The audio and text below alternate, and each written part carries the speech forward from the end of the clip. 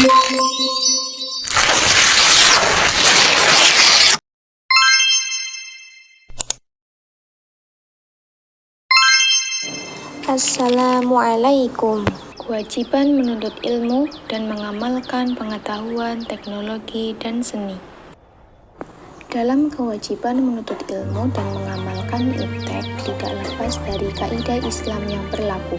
Paradigma Islam ini menyatakan bahwa akidah Islam wajib dijadikan landasan pemikiran bagi seluruh ilmu pengetahuan. Ini bukan berarti menjadi akidah Islam sebagai sumber segala macam ilmu pengetahuan, melainkan menjadi standar bagi segala ilmu pengetahuan.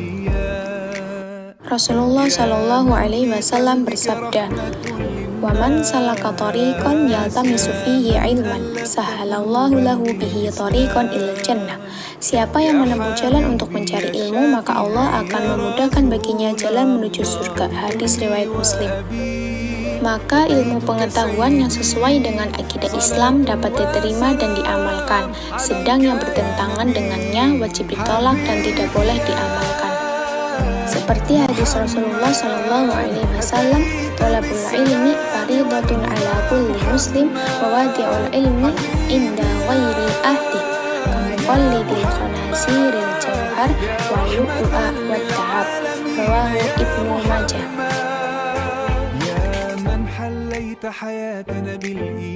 Pada dasarnya kita hidup di dunia ini tidak lain untuk beribadah kepada Allah Subhanahu wa Ta'ala. Ada banyak cara untuk beribadah kepada Allah Subhanahu wa Ta'ala seperti sholat, puasa, dan menuntut ilmu. Menjadikan syariah Islam yang lahir dari akidah Islam sebagai standar bagi pemanfaatan iptek dalam kehidupan sehari-hari.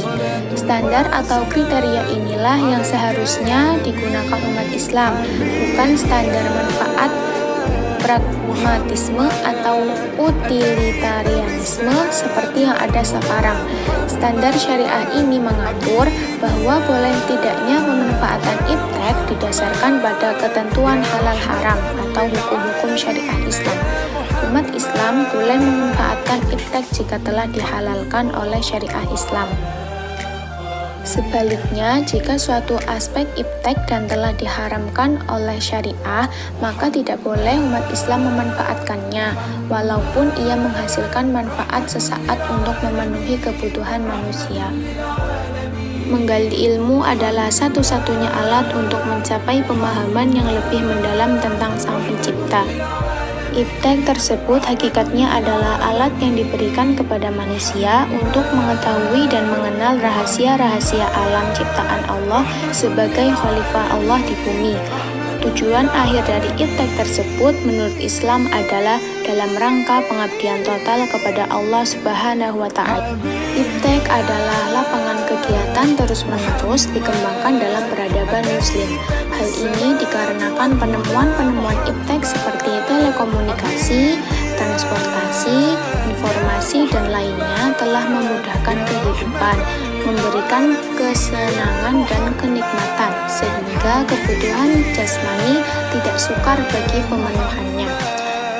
Al-Quran menempatkan iptek dalam konteksnya yang layak, yaitu dalam rangka pengalaman manusia secara total. Alhasil, anjuran menuntut ilmu memiliki tempat yang penting dalam masyarakat Islam, tetapi tetap tunduk pada nilai-nilai dan estetika Islam. Oleh sebab itu, kajian mengenai Islam dalam hubungannya pengembangannya iptek harus dikaji dan diperkenalkan sebagai suatu paradigma baru dalam memandang bahwa antara agama dan iptek merupakan satu kesatuan yang utuh dan bulat. Dan Al-Quran menekankan bahwa manusia merupakan bagian integral dari alam semesta dan telah dikaruniai dengan kemampuan untuk menguasai kekuatan alam dalam batas-batas tertentu. Kenapa kita harus mencari yang agama melulu? Sebab yang katanya untuk mengarungi samudera kehidupan itu kan butuh nahkoda. Lo tinggal bayangin kalau kita milih nahkoda yang enggak bener, yang tadinya kita pengen dituntun kepada yang lurus, sirotol mustaqim, malah dibawa kepada belok kanan, dibawa kepada belok kiri. Bukan sirotol mustaqim yang dapat, tapi yang didapat adalah maghdub walad dhalin, udah mah sesat kemudian dibawa di murka Allah. Terima kasih. Wassalamualaikum warahmatullahi wabarakatuh.